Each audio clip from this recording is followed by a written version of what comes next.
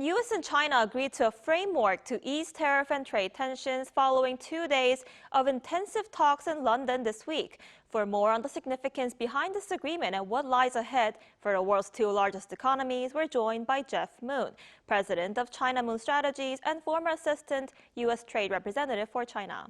Thanks for joining us this morning. My pleasure. So after talks in London, the U.S. and China agreed on a trade framework. Does this mean both sides got what they wanted? And what is your overall assessment on their meeting? My overall assessment's positive. We needed to resolve the rare earths elements issues, but the London agreement really is just a reset to the prior agreement in Geneva.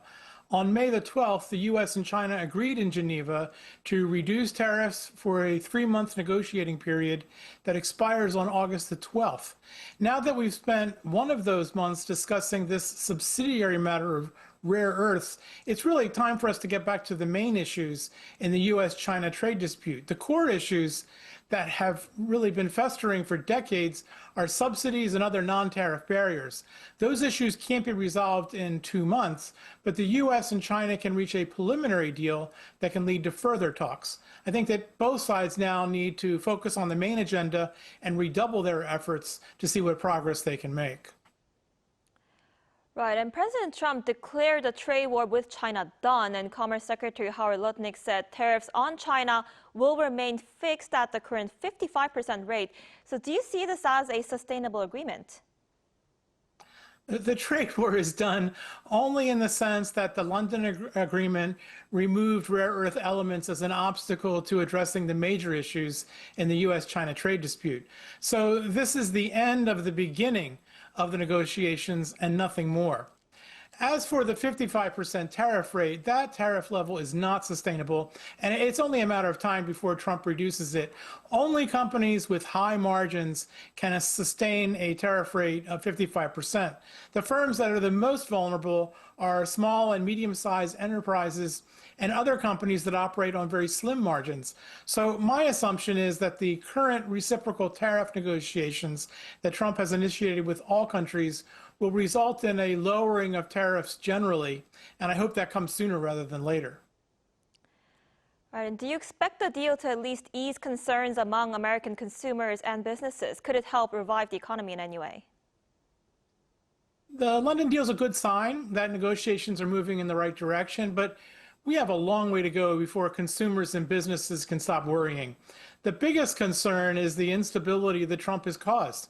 Consumers and businesses are reluctant to make purchases or investments because it's impossible to predict what tariffs or other measures Trump is going to announce in the coming days, weeks, or even years. Business craves a stable commercial environment, and without that, the economy really won't revive to the full extent until Trump restores predictability to the market. Right, and you just said it's just the end of the beginning. What can we expect to happen next? Will we be able to see the two countries announce some progress on trade issues other than rare earth export controls? I predict that now that negotiations on other issues are getting underway, that the U.S. and China will agree on a preliminary deal before the August 12th deadline. We're short on time, so the terms will include issues that are relatively easy to agree on or things that the countries want to do anyway. And the format will probably be similar to the recent U.S.-UK agreement, which was a 5-page term sheet with many terms still pending negotiation. I think the U.S.-China agreement will probably address things like fentanyl cooperation, Chinese purchases of American goods, and selected, narrow, probably industrial policy issues. But none of that is going to resolve the larger industrial policy issues that really have bedeviled Chinese and U.S. relations for the last 30 years. As for future negotiations, I agree with Treasury Secretary Scott Bessent, who said recently that it will take years to really reach a comprehensive agreement between the U.S. and China. All right, and with the July deadline approaching, Trump also says he's willing to extend the 90-day pause on reciprocal tariffs, but does not believe it will be necessary. So do you think the Trump administration might extend the pause for trading partners like South Korea? I think a lot of extensions will be necessary because, frankly, the administration doesn't even have the personnel necessary to negotiate the agreements he said he wants to talk about. And I think that Trump probably had South Korea in mind when he talked about a possible extension of the 90-day pause for certain countries. South Korean negotiators have visited Washington various times in recent months, and all accounts are that they've been negotiating in good faith. The fact that the Korea-U.S. trade agreement is still in place has reduced the number of potential areas of friction or issues for negotiation. And in addition, I noticed that South Korea recently appointed a new trade minister who's very knowledgeable and highly respected in Washington. And I expect that he will be very helpful in guiding the negotiations to a good result on behalf of South Korea.